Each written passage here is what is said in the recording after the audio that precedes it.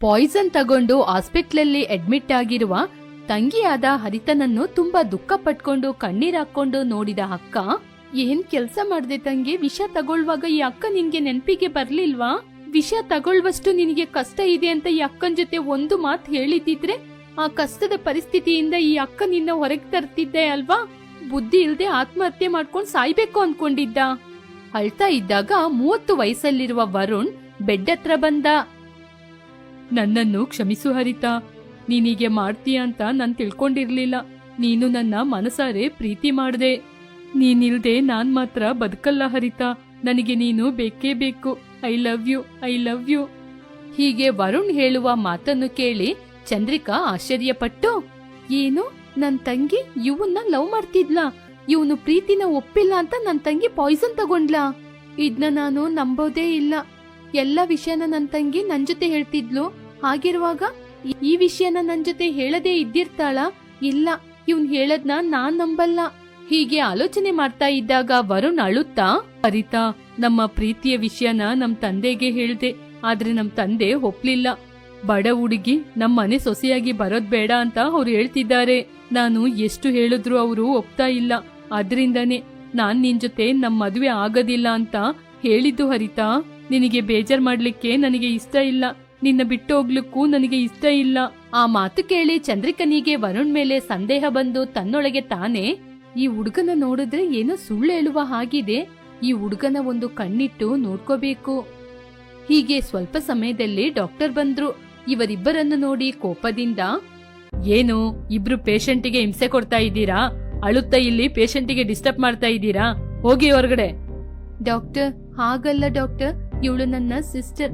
Please doctor, ನಾನ್ ಇವಳ ಜೊತೆ ಇರ್ತೀನಿ.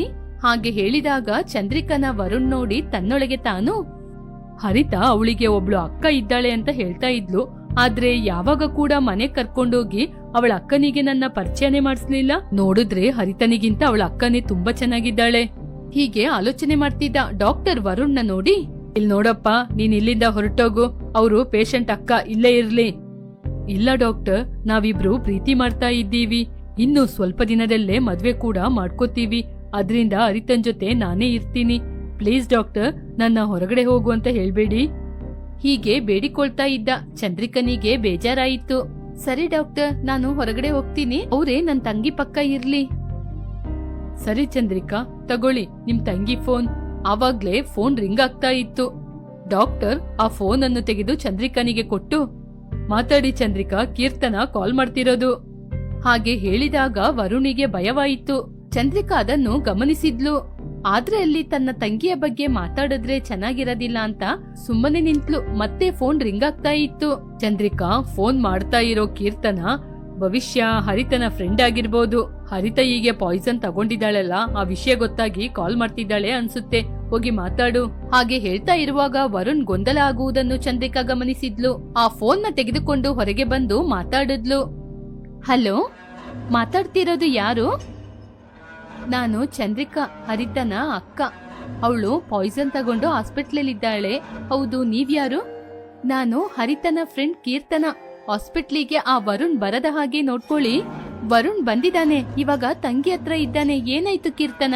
ವರುಣ್ ಹರಿತ ಪ್ರೀತಿ ಮಾಡ್ತಾ ಇದ್ದಾರೆ ಅಂತ ಅವ್ನ್ ಮಾತಾಡೋದ್ರಲ್ಲಿ ನನ್ಗೆ ಅರ್ಥ ಆಯ್ತು. ಅವನ್ನ ನೋಡಿದ್ರೆ ಹರಿತ ಇಲ್ಲದಿದ್ರೆ ತಾನು ಜೀವನ ಮಾಡೋದಿಲ್ಲ ಅಂತ ಹೇಳ್ತಾ ಇದ್ದಾನೆ.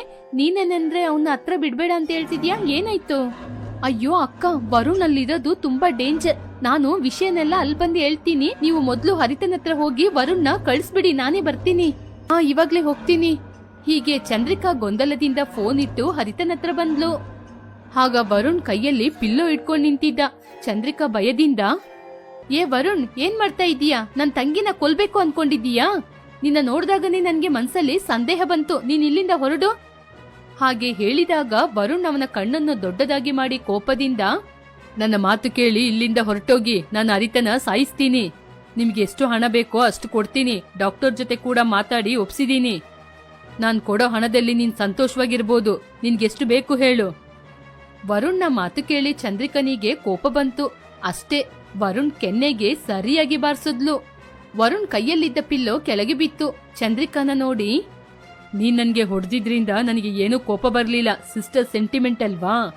ಚೆನ್ನಾಗಿ ಆಲೋಚನೆ ಮಾಡಿ ತೀರ್ಮಾನ ಹೇಳು ಚಂದ್ರಿಕಾ. ತುಂಬಾ ದುಡ್ಡು ಕೊಡ್ತೀನಿ, ನೀನು ಮಹಾರಾಣಿ ರೀತಿ ಬಾಳ್ಬೋದು. ಮರ್ಯಾದೆಯಿಂದ ಇಲ್ಲಿಂದ ಹೊರಟೋಗು ವರುಣ್. ನಾನ್ ನನ್ನ ತಂಗಿನ ಹೇಗೆ ಬೇಕಾದ್ರೂ ಕಾಪಾಡ್ಕೋತೀನಿ. ಹೀಗೆ ಮಾತಾಡ್ತಾ ಇರುವಾಗ ಕೀರ್ತನ ಎಸ್ಐ ಅರವಿಂದ್ನ ಕರ್ಕೊಂಡು ಅಲ್ಲಿಗೆ ಬಂದ್ಲು. ಆಗ ವರುಣ್ ಅಲ್ಲಿಂದ ಹೊರಟೋದ. ಡಾಕ್ಟರ್ ಜೊತೆ ಎಸ್ಐ ಮಾತಾಡಿ ಹರಿತನ ಚಂದ್ರಿಕನ್ ಜೊತೆ ಮನೆಗೆ ಕಳ್ಸಿದ್ರು.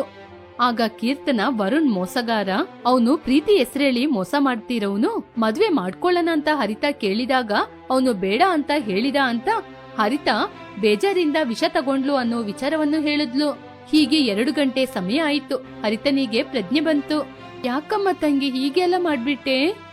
ವರುಣ್ಗೋಸ್ಕರ ಅಕ್ಕ, ನಾನು ಅವನು ತುಂಬಾ ಪ್ರೀತಿ ಮಾಡ್ದು, ಎಲ್ಲಾ ಕಡೆ ಸುತ್ತಾಡ್ದು, ಹೋಟೆಲ್ ಪಾರ್ಕಿಗೆ ಕೂಡ ಹೋಗಿದ್ದು. ಇಬ್ಬರು ಒಂದಾದೋ. ಮದ್ವೆ ಮಾಡ್ಕೊ ಅಂತ ಹೇಳಿದಿಕ್ಕೆ ಅವ್ರ ತಂದೆ ಒಪ್ಪೋದಿಲ್ಲ ಅಂತ ಹೇಳ್ಬಿಟ್ರು. ವರುಣ್ ನಿನ್ನ ಯಾವಾಗ ಬೇಕಾದ್ರೂ ಕೊಲ್ಲಕ್ಕೆ ಸಿದ್ಧವಾಗಿದ್ದಾನೆ. ಅವ್ನ್ ನಿನ್ಗೆ ಬೇಡಮ್ಮ. ಇಲ್ಲಕ್ಕ, ನನಗೆ ವರುಣೇ ಬೇಕು. ಅವನಿಲ್ಲದಿದ್ರೆ ನಾನು ಜೀವಂತವಾಗಿರೋದಿಲ್ಲ. ನಾನ್ ಮಾತ್ರ ಹಾಸ್ಪಿಟ್ಲಿಗೆ ಸ್ವಲ್ಪ ತಡವಾಗಿ ಹೋಗಿದ್ರೆ ವರುಣ್ ಹೀಗೆ ನಿನ್ನ ಮಾತಾಡ್ಲಿಕ್ಕೆ ಬಿಡ್ತಿರ್ಲಿಲ್ಲ. ಅವನ್ ಕೈಯಲ್ಲಿ ನಾನು ಸತ್ರು ಪರವಾಗಿಲ್ಲಕ್ಕ, ನನ್ಗೆ ವರುಣ್ ಬೇಕು. ಹಾಗೆ ಹೇಳ್ತಾ ಇದ್ದಾಗ ಅರವಿಂದ್ ಎಸ್ಐ ಮಧ್ಯೆ ಬಂದು, ವರುಣ್ ತಂದೆ ನಂಗೆ ತುಂಬಾ ಗೊತ್ತಿರೋರು, ಹರಿತನ ಕರ್ಕೊಂಡು ನಾವ್ ಅಲ್ಲಿಗೆ ಹೋಗೋಣ, ಅವರೇ ನ್ಯಾಯ ಹೇಳಿ.